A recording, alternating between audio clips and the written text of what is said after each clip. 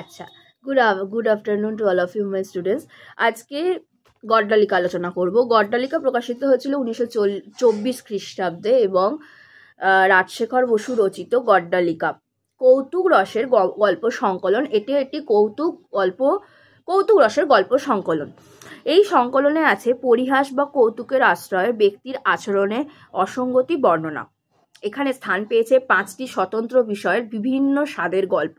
Shri Shri Siddheshwari limited, চিকিৎসা সংকট, মহাবিদ্যা, লম্বকর্ণ, ভূষণ্ডির মাঠে।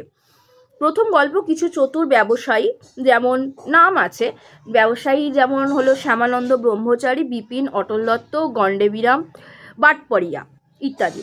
ধর্মের নামে এক বৃহৎ অসৎ ব্যবসায়ী প্রতিষ্ঠানের জন্য মুনাফা সংগ্রহ করে জনগণের শেয়ারের টাকা আত্মসাৎ করার কৌতুককর বিবরণ আছে। প্রথম গল্প শ্রী শ্রী সিদ্ধেশ্বরী লিমিটেডে।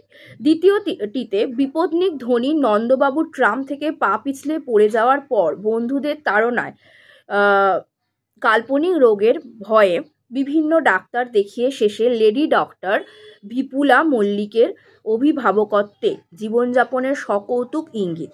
তৃতীয় গল্পে আছে যদগুরু। তৃতীয় গল্পের নাম হলো চিকিৎসা মহাবিদ্যা। এতে আছে যদগুরুর কাছ থেকে মহাবিদ্যা অর্থাৎ অপরকে ফাঁকি দেওয়ার কাজে ব্যস্ত সমাজের বিভিন্ন শ্রেণীর ও বৃত্তির মানুষের চিত্তে লোভের স্বরূপ উদ্ঘাটন। চতুর্থ গল্পে আছে লম্বকর্ণ, যেটার নাম।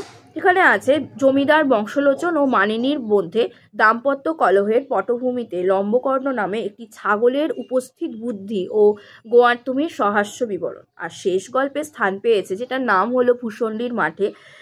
মৃত্যুর পর শিবুর 3 জন্মের 3 স্ত্রী এবং তার বর্তমান স্ত্রী নৃত্যকালীর 3 জন্মের 3 স্বামীর ভূষণ্ডির মাঠে ভৌতিক ক্রিয়াকলাপের অদ্ভুত অবিশ্বাস্য রঙ্গরসিকতা কেন উল্লেখযোগ্য এবার দেখে নেব।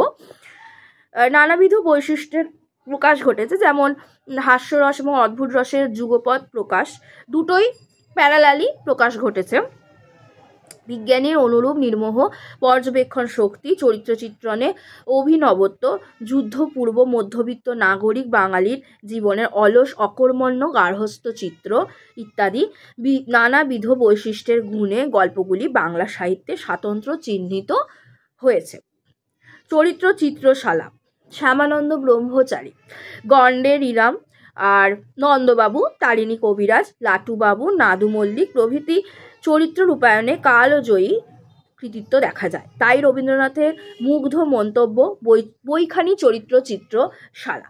অনেক জায়গায় এই গড্ডালিকা সম্পর্কে এই প্রশ্ন এসে থাকে যে, বা এমনিও হয় আলোচনার ক্ষেত্রে বা যে কোনো প্রশ্নের ক্ষেত্রে, যে বইখানি চরিত্র চিত্রশালা কে বলেছেন, কাকে মানে কোন বইকে বলা হয়, কার লেখা এবং কে বলেছেন, এই মন্তব্য কে করেছেন।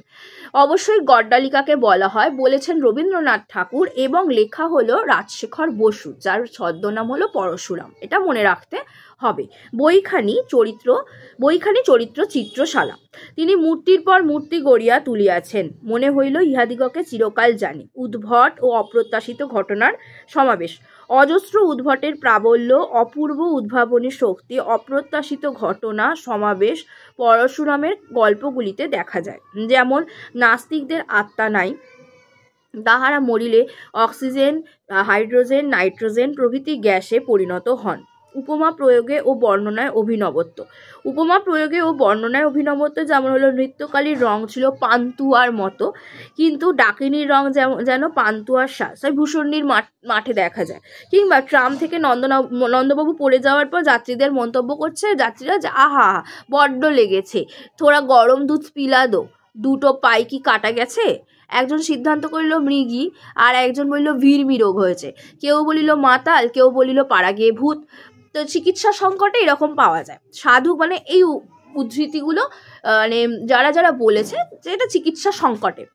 সাধু গদ্যের মধ্যে চলিত শব্দের এমনকি মৌখিক বাকৃতির প্রকাশ ঘটেছে। বৈঠকি আমেজ গল্পগুলির মধ্যে এক ভিন্ন স্বাদের সরস পরিবেশ সৃষ্টি করেছে। ভিন্ন স্বাদের সরস পরিবেশ সৃষ্টি করেছে। বৈঠকি আমেজ দেখা যাচ্ছে যে করজলিতেও আমরা পেলাম এবং গড্ডালিকাতেও আছে একটা বৈঠকি আমেজ।